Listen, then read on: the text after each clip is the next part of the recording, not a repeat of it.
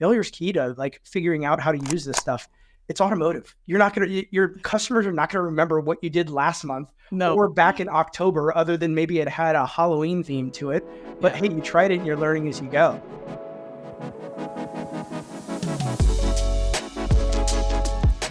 Welcome into Facts Not Feelings. I am your host, Brooke Furness. And in this episode, we're peeling back the layers of the retail automotive world, a sector that's revving up for a major transformation.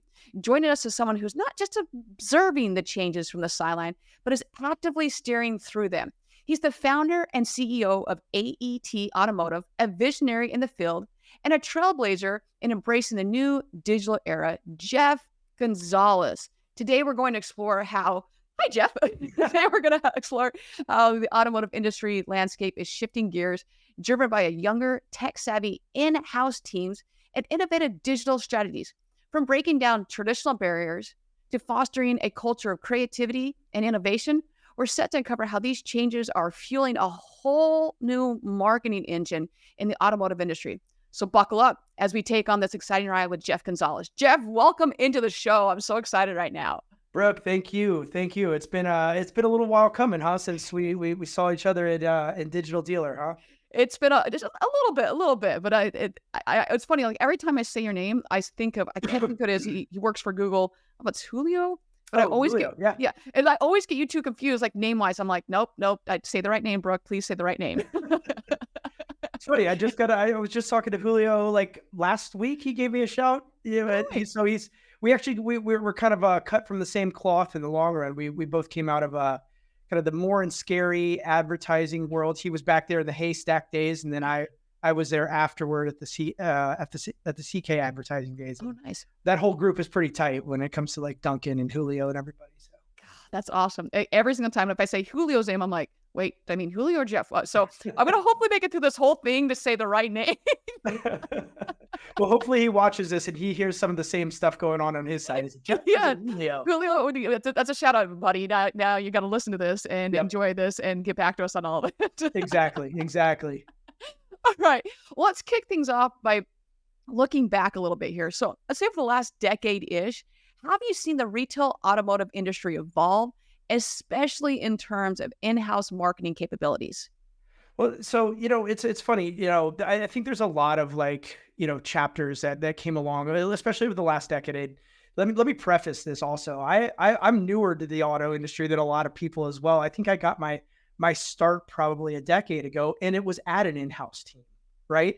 And so, my first experience in auto, I remember going to it from an agency. I was like, man, do I really want to get into this industry? Is it innovative? Is it moving? Am I going to be doing some of the cool stuff that I was doing at an ad agency at a dealership?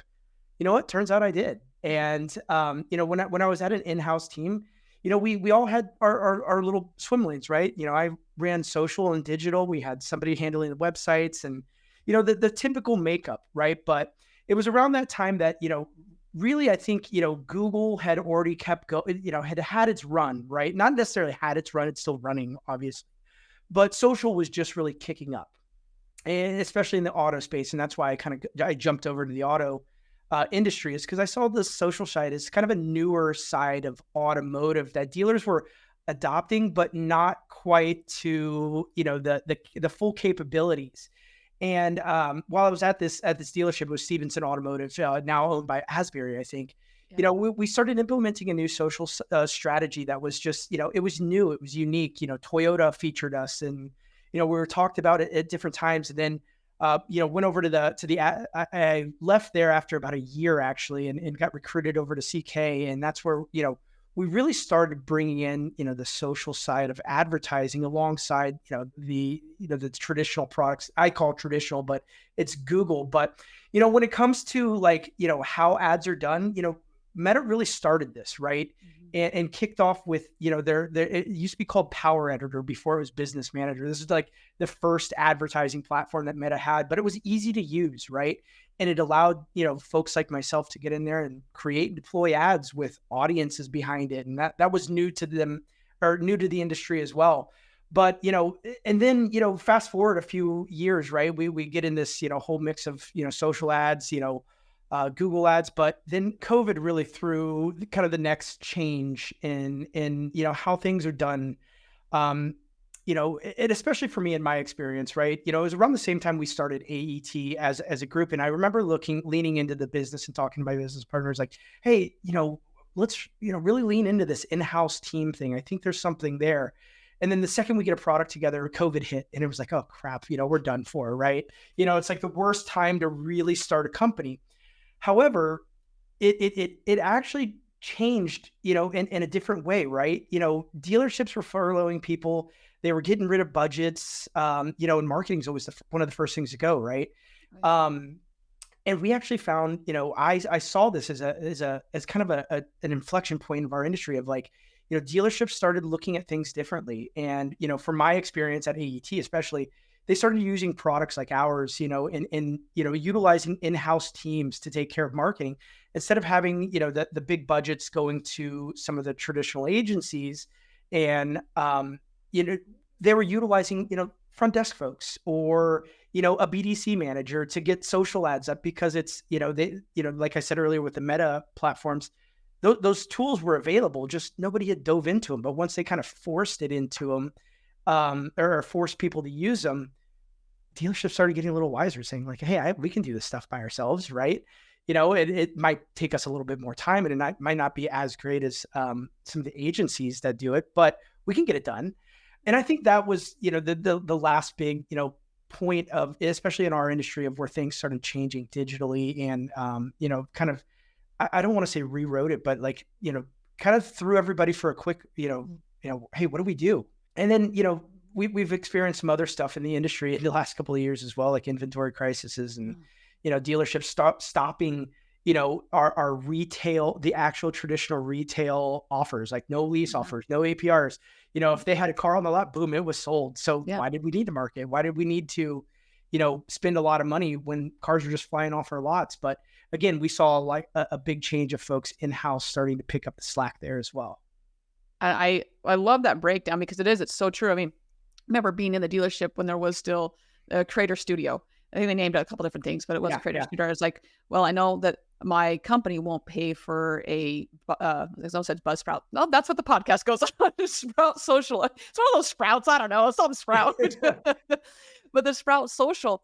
And as it turned out, it ended up being a really big benefit to me because I could go through and say, okay, I want this to go and this to go. I want this on Instagram. I want this on Facebook, which was great. And what I noticed a lot, and while Sprout Social is it's great, it's awesome. You have to be so careful with, and you and I discussed this as actually a digital dealer, where the link, even if you put the correct UTM parameters on it, it'll just, we're just going to not put it there. And it'll just either get rid of them. It's like so frustrating. Like, it also depends on what browser you're using. For some reason, DuckDuckGo over the last probably like 8 months, 6 months, 8 months, anytime there's a UTM tag and you click on it, it disappears. Oh, really? It doesn't yeah. Now, Brave's fine, Chrome's fine, Safari is okay, Safari's fine. So Firefox is okay, but for some reason, so I like toggle between DuckDuckGo and Brave because of the privacy factor of it. But I know that there's a UTM tag.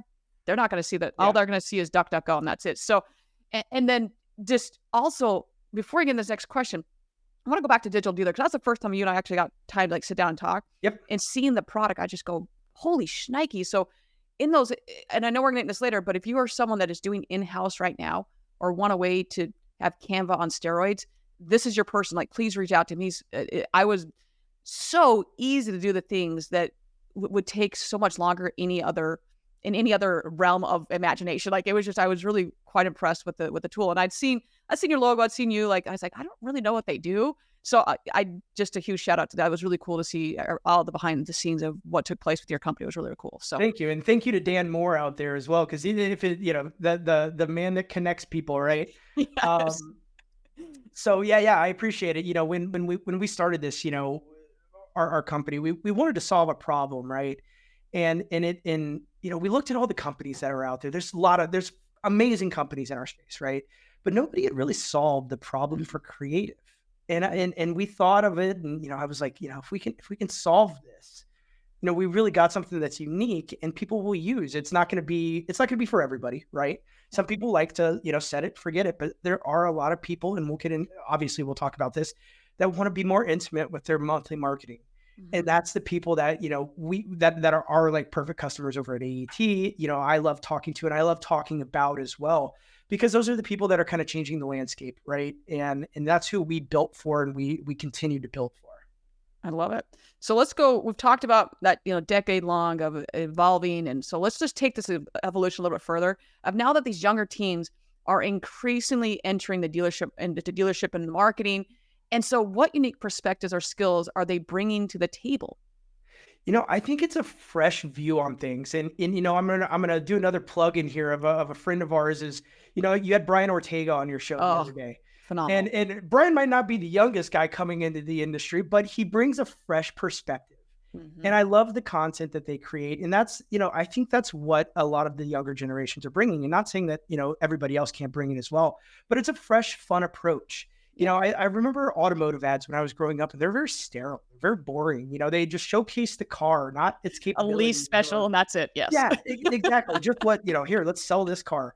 Not, the fun side about the car of, what it's going to look like in a minivan with three toddlers in the back destroying it. But hey, look at all this leg room, and that's the stuff that, you see from the OEMs too, but also from some of the, like the younger dealer or the younger folks that are going out there and creating content. And I think that's another side to this as well, is, people are putting time into the content. And, I remember saying this, years ago, is like content's king, and it really is. And it's fresh, new perspectives on things, not the same, old boring stuff that you see all the time, but, just bringing a fun twist to it. Amen. Hey, and so speaking of Brian, I don't know if it was during the pre-recorded podcast like this, or if it was on the live show. We were talking about how it was, John Oliver was said, "Hey, dealerships, I've seen your commercials and they're horrible. They're god awful. Like, let's do something about the." And it was like if you could dress up a pickle. And he was saying like, "Hey, we tried like crazy to get it past legal, and legal's like, yeah, that's not going to happen." Yeah. But like to push those bounds a little bit. Understand that yes, there is still a think outside the box, but understand because we do have at the end of the day work for an OEM, and Yep. there are all those dealers. There are certain guidelines and such that you need to adhere by those, but have some fun. And I'll also say that, and I know we talked about this as well on the show with Brian, but if you're showing that you're fun and you're awesome and blah, blah, blah, and then the people show up there and they're like, wow, you guys have zero personality at all. Stay in lane with what is true to you. So if you love animals, great. Post animals. Don't say you love animals and you're animal friendly and be like, I'm allergic and I hate dogs. Well, why are we doing this? Yeah, totally. We call it matching the hatch. And when we use this term, in the office all the time, because, it's part of our values that we built around our creative tools, is like, you really got to connect with your core customer. I remember seeing when I was at an age at CK Advertising back in the day, like, they were thinking about going with us, and they were like, this is the creative they gave us from our old agency. And it was like a dealership in Florida, but it had snow in the background. It's like, that's not going to fly. Like, little things like that matter. But you're right. Like, talk to your communities, like, and I think, Ortega does a really good job of that, not just talking to his local community, but like bringing up the fun sides of, the dealerships that, hey, we're not just some boring, dealer that's out to get you. Right. We're, I always we call him Brains now instead of Brian, just because of the zombie stuff.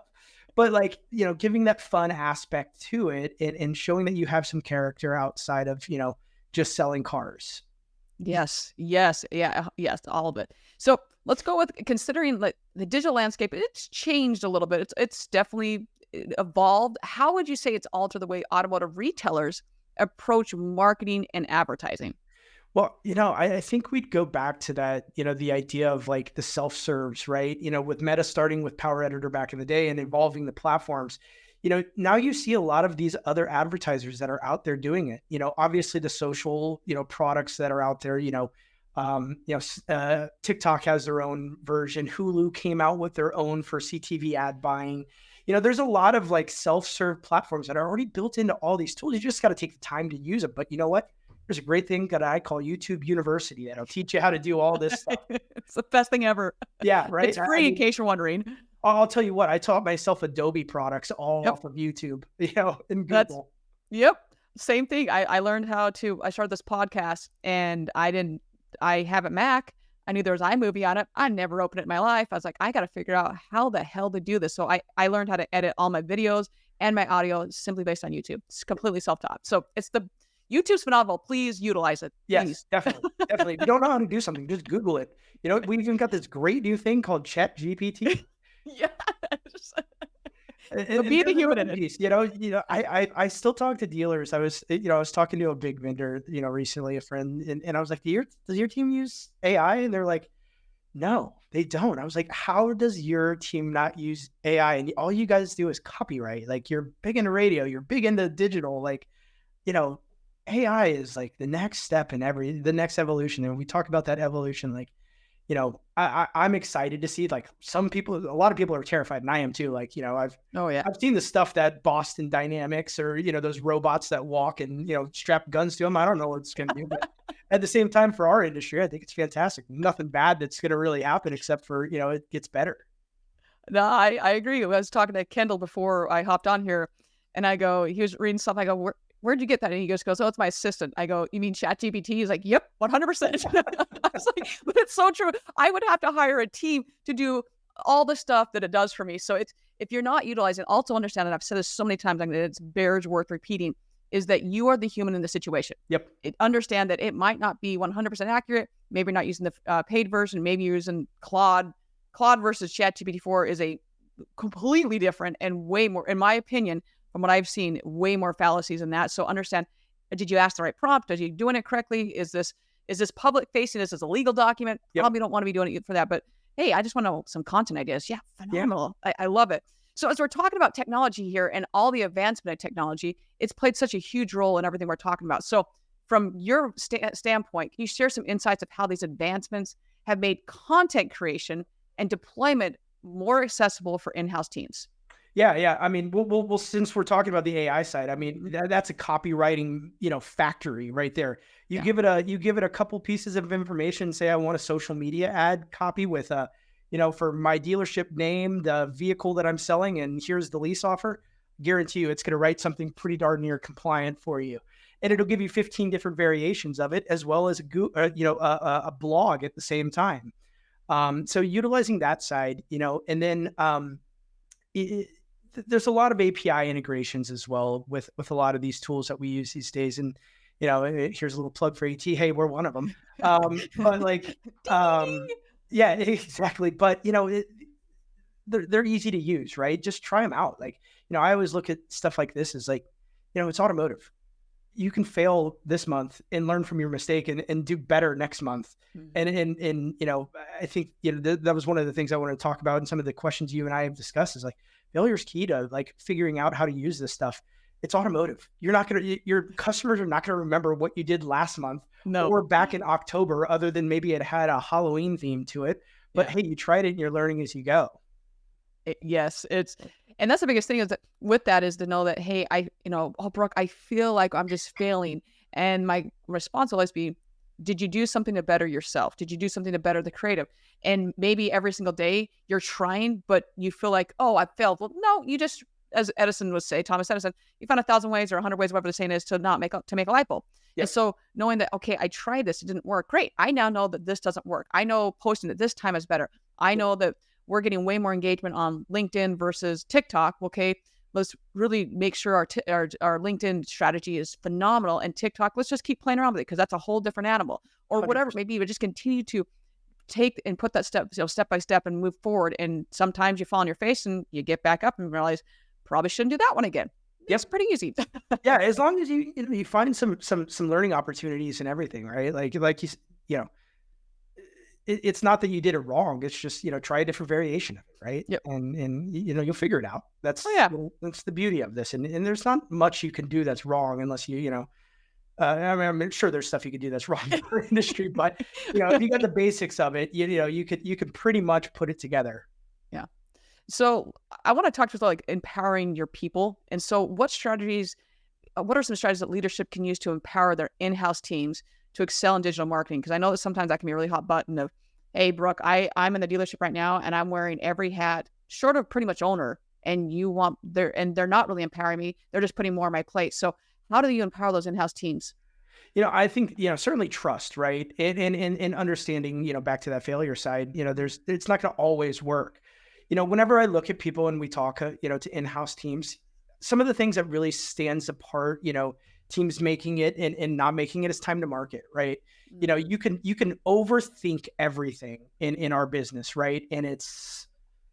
it's just going to kill you in the long run. But getting your stuff out there, getting ads up, trying out new things, and getting it up on the third of the month instead of the 10th of the month. Oh, That's going to really set you apart, and it's going to show that you're really kind of pushing the lever out there to take it to get stuff done quickly, but it doesn't have to be perfect, right? And mhm. and and that's where that trust piece comes in. But also, you can fail at the same time.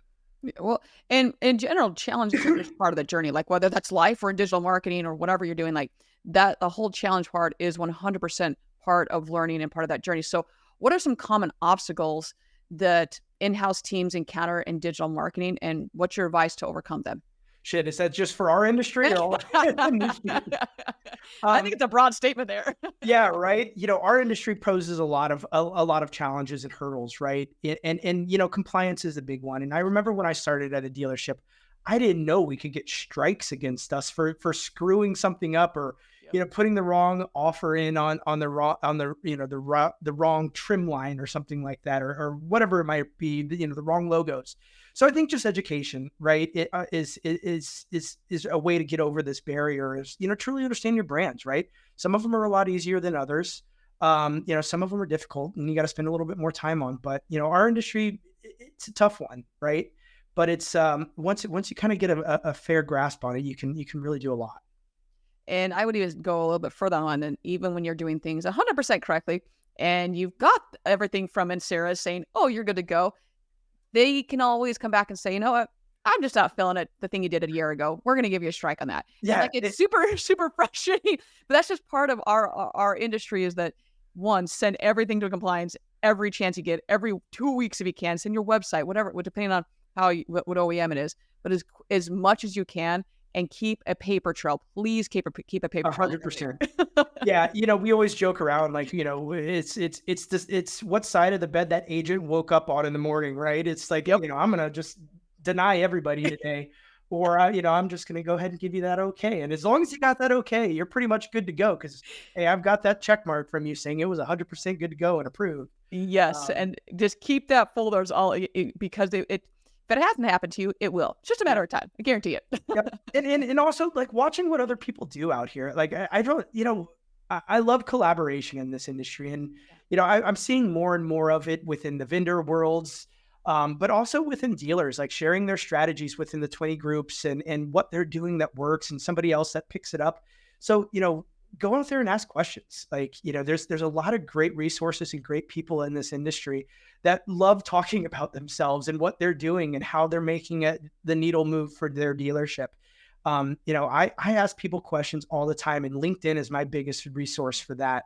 And I'll drop a message to somebody like, "Hey, I'm Jeff. We don't know each other, but I've seen your stuff out there.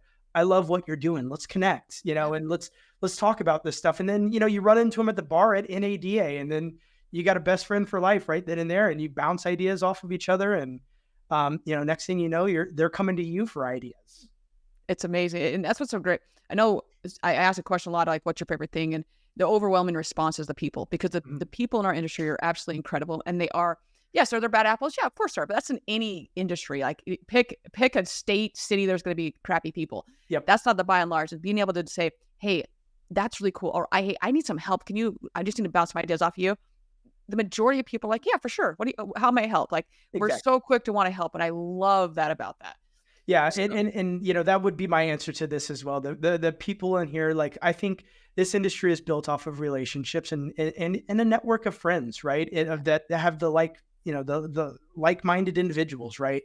Um, and I love this group, and the Kyle Montefiore and Paul J. Daly, they have a great message of love people more than cars, and that's very true. I love that message in this industry, and that they push that in all of these areas. Just love the people in here, and you'll go far in this industry. yeah, it's 100% true. Just be a little selfless. Just try it out for a second. Yeah, Tell me how it works for exactly. you. So we're diving deep into the auto industry in today's episode. It is clear how vital it is to have a skilled team. That's where Larry J. Feldman and Career Changers USA come in. With over 30 years in the business, Larry specializes in sourcing top talent from general managers to sales associates across the United States and even Canada. He is a known wizard in finding skilled auto technicians and comes highly endorsed by industry leaders, even myself. His training programs are tailored for everyone, from new hires to managers, ensuring not just skill, but also motivation. If you're looking to elevate your auto business, reach out to Larry at Career Changers USA. And for more invaluable insight, don't miss the Lethal Sales podcast, co-hosted by Larry every Wednesday at 7 p.m. Eastern, 6 p.m. Central. Career Changers USA, where talent meets opportunity and expertise drives success. So we're going to switch gears a little bit here Sure. and talk about alternatives to hiring large, expensive agencies. Like, there are some awesome agencies out there. You and I both know them. They're phenomenal. Sometimes they're reasonable. Sometimes they're a little expensive and hurt the pocketbook, but they're really good. Yep. So what are some effective alternatives to that exist for automotive marketing? Yeah, if you want to take the time, the Photoshop, Adobe products are fantastic, right? But those are hard. I love and I use it every day is Canva. It gives you the ability to create without having to know much, and you've got templates there, and it's not automotive focused, but with a little tweaking, you can utilize it, right? And there's obviously AET, but we'll skip over that one and not talk too much about it. But there are other design tools like Figma as well. We use a lot of Figma design tools, and all these products are super cheap, and the learning curves are really quick on them. For ad deployments, you brought it up earlier, Sprout Social. A lot of these places have tools that you can utilize, and then your AI tools for the copywriting. We went over those. If you've ever tried it, I don't know how much, I've never tried it, but like, I feel there's a play in here with Midjourney, the image creation tool. I don't know how much it would work for like ads, right? But like just content in general, making fun stuff. I think, tools like that have a place, maybe not right this second, but maybe in the future. Well, even if you're listening to this, you're like, Brooke, I just barely learned chat. Well, I've started to learn ChatGPT, and now you're saying Midjourney. I'm going to go back to Canva. The magic writing is phenomenal. I mean, you heard my voice at Digital Dealer. We'll just leave it at that. It was not great. And so, I mean, in a matter of seconds, I get a Cookie Monster and a whole bunch of other. Did I show you that photo that Kendall sent? I don't think so, no. Okay. So I'll share it after we get. But I mean, all you got to do is enter the prompts of, this is what I want. And there's no backslash or like that. Like, you don't need to know any type of coding. Just if you're paying for I think you got to pay for the premium version, which I think I pay like $5 a month. Yeah. It's super inexpensive. And you can just type what you want and it does it. If you wanted to automatically change it from kind of like with CapCut, if you want to go from 16:9 to 9:16 or something, square, whatever it may be, it automatically does it. If you want to make it in whatever you have, make it into a blog. It can make you into a blog. I mean, there's so much to be done. And that's AI. Like, there's back before when I was still doing all my editing for my videos, and there was video came out first, and then now it's like Munch is another great one. So you can just quickly say, hey, here's this, cut it up, do its thing, and then you just sign off to make sure that it's the right stuff and it's not picking up in the middle of one word. And you're like, what the hell is Brooke talking about? Totally. But all those things are AI that you can use in-house. They are not that expensive. So a huge advocate of it. Yep. And another, great one also, we carry it around with us every day. These things, I mean, there's more power in this thing than there was in, probably some spaceships, the original ones that went up, right? Yep. And there's more computing power in these, but the cameras are incredible. And you get like a little stabilizer. You can create so much video content, and you don't need, professional cameras anymore. And I think you just got one in the mail, didn't you? That probably has a nice camera on it. Yeah, as you saw me dart off screen, yes. I was like, oh, it's here. And for anyone that's watching this and you've given me shit about my Android, first off, I love my Android. I love my Note with my stylus. However, it's so insanely difficult to communicate with our industry when 99% of people, I'm sure I just 100% made up that stat, have iPhones. Now, I have a Mac, but it's so difficult to communicate and try to send photos or videos, or more or less, I just want to piss off people. I'm like, hey, you want to send me a photo? You're going to have to email that. Good luck. So, well, hey, now welcome to the iPhone club. I know. The last one I had was the last year that Steve Jobs was alive. I think it was the iPhone 4 or 6. Oh, wow. Yeah. And I was like, that was the best. That was the best last good iPhone. But I digress. Is that yes? Now I am officially. I've got the iPad. I have the Apple Watch. We have the iPhone, and while I have a Mac, I need to upgrade the Mac. So we are 100% invested in the Apple ecosystem at this point. I hear their stock just rising with you, bro. We got her over to the other side. Yeah. And somehow we're gonna like come back and get back on track here. Is that when we're doing all this digital marketing, we're doing advertising, that messaging is so insanely crucial. It is so crucial. So how should in-house teams measure success of digital marketing, of their digital marketing efforts? And for you, I'll ask you in particular, are there any specific metrics or KPIs that you would recommend for them? This is one that, we get asked all the time, right? And with our side in the industry, we look at KPIs as like a great thing, right? I like to measure like, there's a way that we can do like matchbacks with ads and stuff. And when people walk into the doors and they put, they give their information, my conversation when I talk to folks is, as long as your digital marketing tries, grabs impressions are one thing, but if they can walk through your door, hey, your job's done. I got them to walk through. Now it's, it's on the salespeople at this point.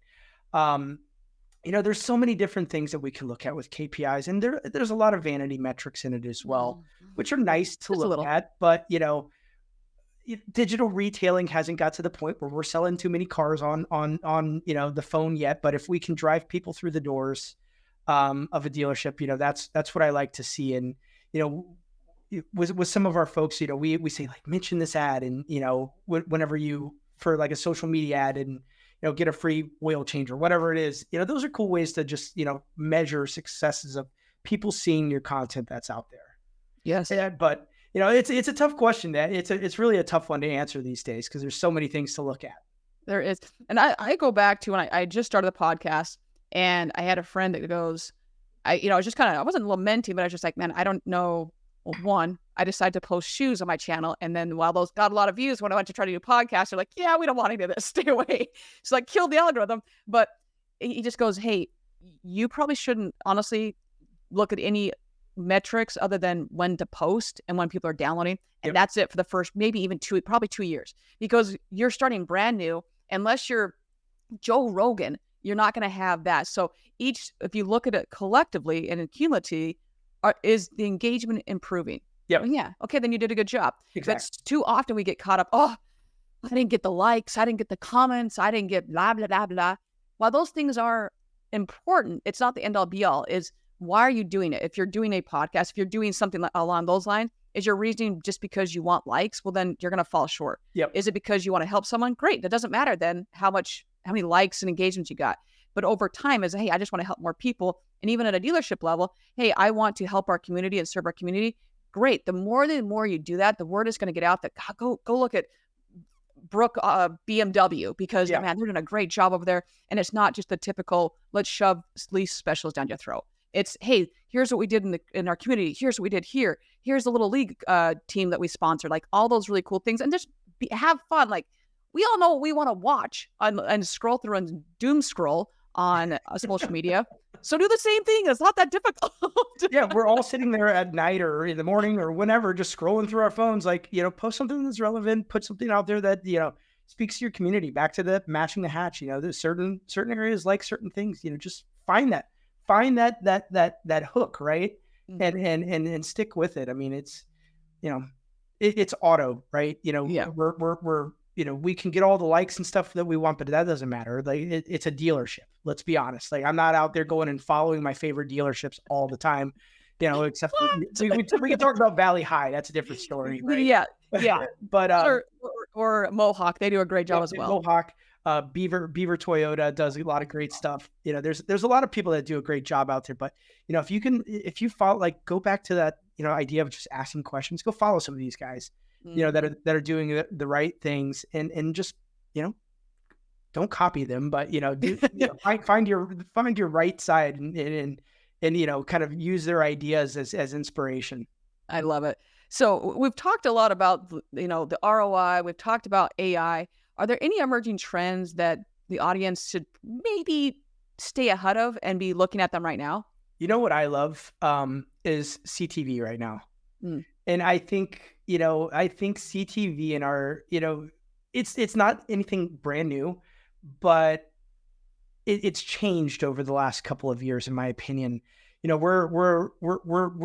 been exploring it on our side, and I look at social, right? It's how I got my start in this industry, and it's kind of like Google was when social was coming out, right? We're still going to use it, right? But what's the next platform that's giving me the data? And CTV is kind of like the Wild West right now.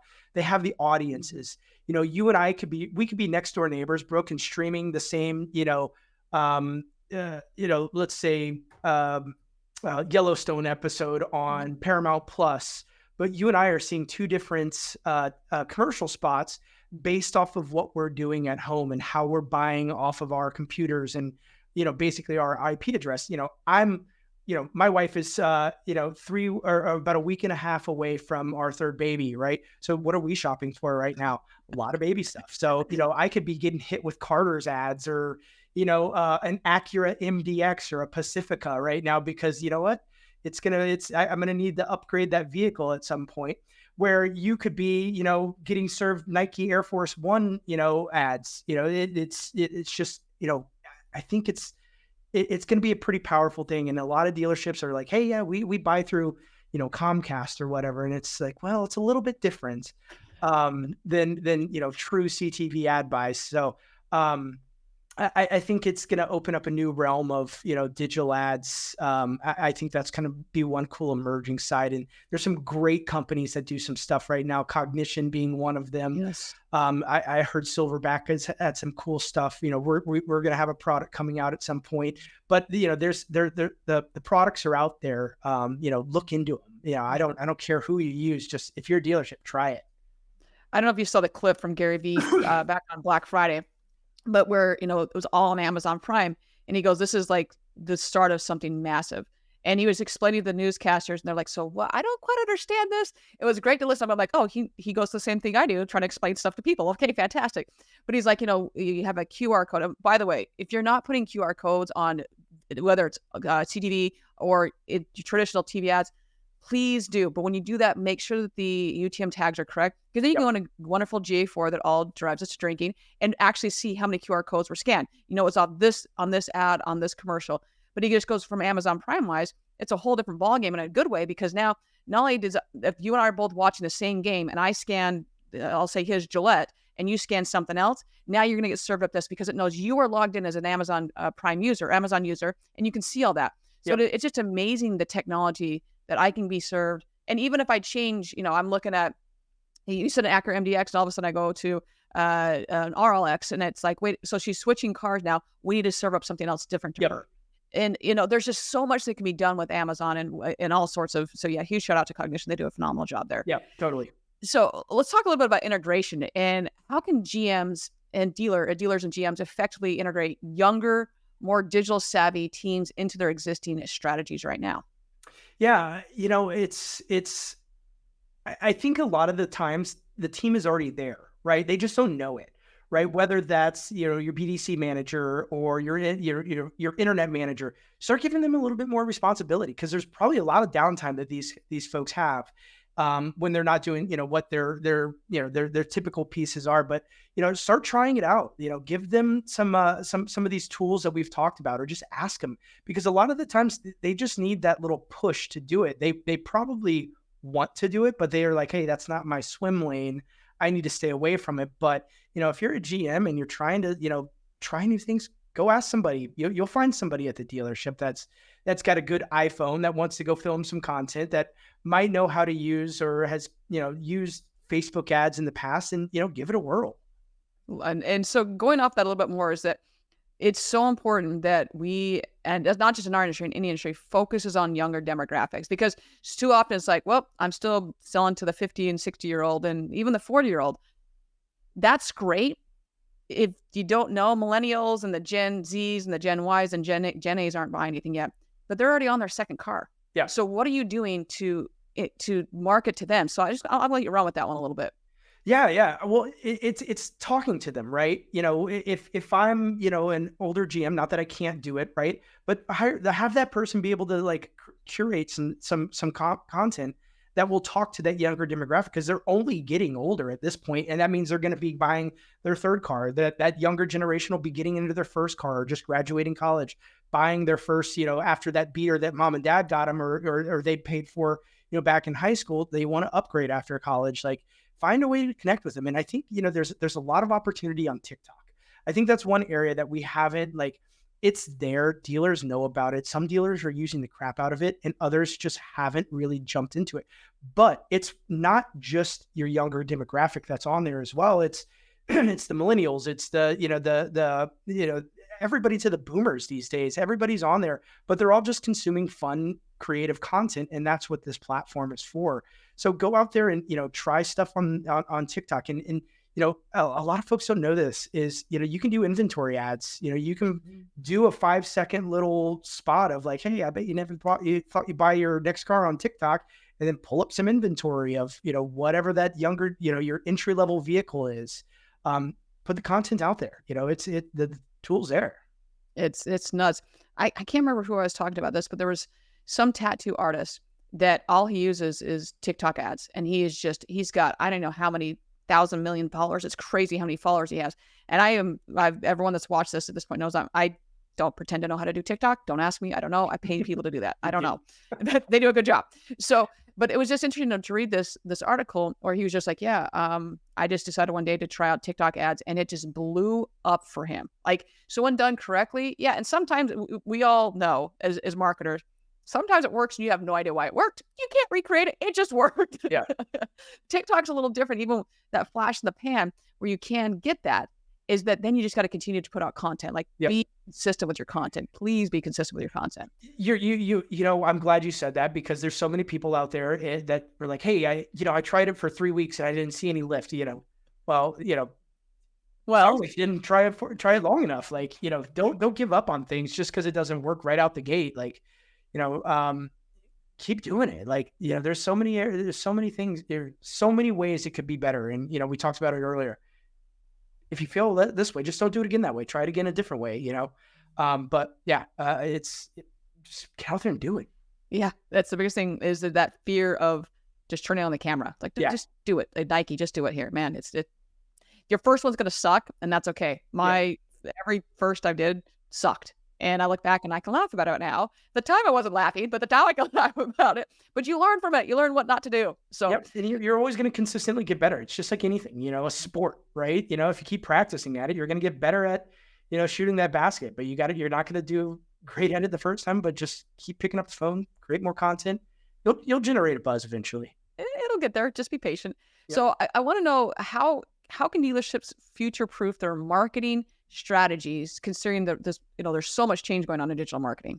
And, I think it's just, staying up with the industry trends, right? There's a lot of great things that are going on right now. This podcast is one of them, right? Like, you talk to all the great people, but just listen to the market, get active on LinkedIn, watch what goes on. I think, we were talking about it earlier. Like, that's where I learn a lot in this industry is, LinkedIn. Ask the questions, don't be afraid to fail. Like, try new things. It's an industry of helpful people. Utilize it. Amen. Well, Jeff, we are at that time right now where it is time to jump into the lightning round with Jeff Gonzalez. Woohoo! Harpy still, I know. So first and foremost, you've got your personalized link down here for anyone that's watching, but for the audience that's listening in podcast land, how can they find you and how can they get in touch with you?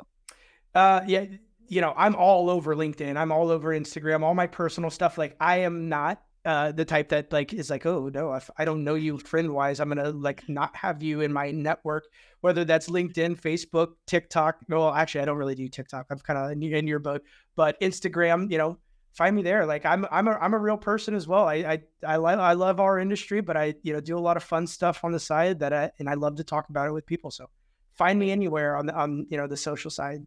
And he will, like, you have a question, pick up the phone, or you just like, hey, I really like your jacket. I want to talk about that. Okay, let's talk about that. Like, whatever it is, he'll talk to you.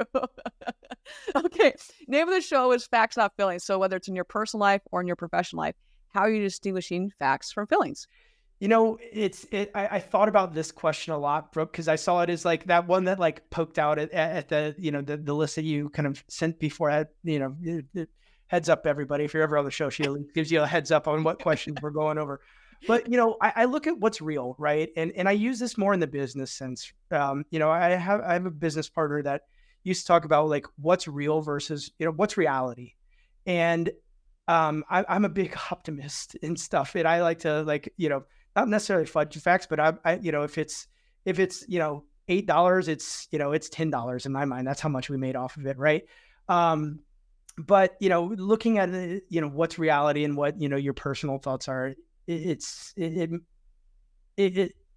hard to distinguish at times, and I've had to learn kind of the hard way at times of what the facts are, especially running a business versus what my feelings on the business are and what I think personally is going on. So um, you know, try to get in with reality at times. I think I got what you're throwing down there. Yeah, no, it Yeah, is. It is. Because so often, especially when it's your baby and your business, you're like, yeah, no. And the same thing goes with automotive. Like, hey, I built the website, so there's nothing wrong with it. Actually, yeah, it's there not is. that's wrong. There's some improvements we can make and opportunities we can make. But because it's Absolutely. baby, it's difficult to be like, ah. So I know the fact is over here, but I really don't want to look at it right now. Yeah, exactly, exactly. I'm going to focus on my good feelings that I have for this. I love it. Okay, so I saw the answer to this one, and you and I talked beforehand, but I love that. What is something that maybe a lot of people wouldn't know about you? Yeah. So before I got into the automotive industry, I was a snowboard bum for a while, and this is how I actually everything kind of came together. But like after college, I didn't really know what I wanted to do with my life. I grew up in Dallas, and I was like, this isn't where I want to be. There's not much to do here. So I moved to Summit County, Colorado. So if you don't know where that is, it's like Breckenridge, Colorado, and um, found myself a great job there, and I ski bummed it for a while. But it kind of like it all of that kind of like started at certain times. Like I grew up skateboarding. Like if you see in here, and maybe I can move my camera, but like, oh no, wrong way. Oh, I still got the skateboards on the walls. that's awesome. Um, oh, now I've screwed this Wait up. for it. Wait for Now I've it. screwed this all up. But it was like part of my life growing up, right? And I used that as like, what are the next phases of my life? And I, wanted to go snowboard, and if I didn't know what I wanted to do with life, I wasn't going to waste any of my money doing it. It's just, go have fun. Yeah, I love it. It's my uncle, his son, the same thing is that he just goes, no, I just want to be a ski bum. So he's also up in Colorado. I can't remember where it's same area, Yeah. obviously, because that's where all the good skiing and snowboarding is. And he's just been snowboarding and doing his thing for years. And I was like, good for you, man. I mean, I love what I do, but to be able to, one, be able to snowboard again, that'd be awesome. But number two, I was like, that is just kudos. Like, that's awesome. It was an awesome chapter that I wouldn't trade for anything. Yeah, Yeah. it was a lot of fun, and I always explain that people always ask me, well, why did you leave? And it was like, well, the movie Groundhog Day with Bill Murray. Like I woke up one day starting to feel like that. It's like, okay, this is the same thing I've been doing for 5 years, and there's a lot of drinking that happens in mountain towns, and it was like time to Yes. kind of grow up for a little bit. So once I got that thought in my mind, I was like, okay, let's move down to Denver. At least you can still get up to the mountains, and met my wife here, and it's Works it's out. all history. I love it. I love it. Okay. So if you could have any superpower, what's it going to be? I thought about this one too. It's gonna be teleportation. I hate sitting on airplanes for a long Dude, Dan time. Moore said the same thing. I don't travel a ton, compared to a lot of other folks in the industry, but I do it, and I just like the waiting around, the sitting. I'm just get me to where I need to go. Plus, it would really help with my travel. Like, be free, get there instantly, more time. If I'm going to, teleporting to a different country, I don't have the jet lag as much, right? Or maybe not jet lag, but you get there instantly, and I don't have 3 days of travel in between it all. I love it. So Dan said that, and I go, wow, I had never even thought about that one because it's flying, read minds, but whatever, and they're all very great, and I love them all. And he said, I was like, hold up. I go, well, there it would cut down your frequent flyer miles. He's like, well, only for me. He goes, I can only teleport. My family wouldn't be able to. I go, ah. I see where you go with this one. Yeah, But you and get plus so much more done. there's a whole layer of like, I see the memes of it all the time of like dads in the airport, like, rushing their families through and getting frustrated with the kids. That is a real scenario, like, Yes. especially when you've got two or three in tow. If I can bypass security without having to go through that part, I'm in Dan's boat. Like, family can go do that. I'll just tell. I love it. Oh, it's so good. Jeff, it has been such a pleasure speaking with you and always learning from you. Every time we talk now, I'm like, oh, I write that one down in my journal about that's a good idea. So I just love speak with you and everything that you've educated the audience today. So everyone, if you haven't had a chance, go follow him, link up with him, talk to him. He's a wealth of knowledge and will help with anything that you need. I guarantee he will. So Thank you. yeah, thank you. Seriously. And with that, everyone, you all know the drill at this point is find a way to serve today. Find a way to just be the light in someone else's life and be the joy in their life. Whether that's a kind smile, let's open a door for someone. Just do some good in the day. With that, everyone, we will see everybody next week.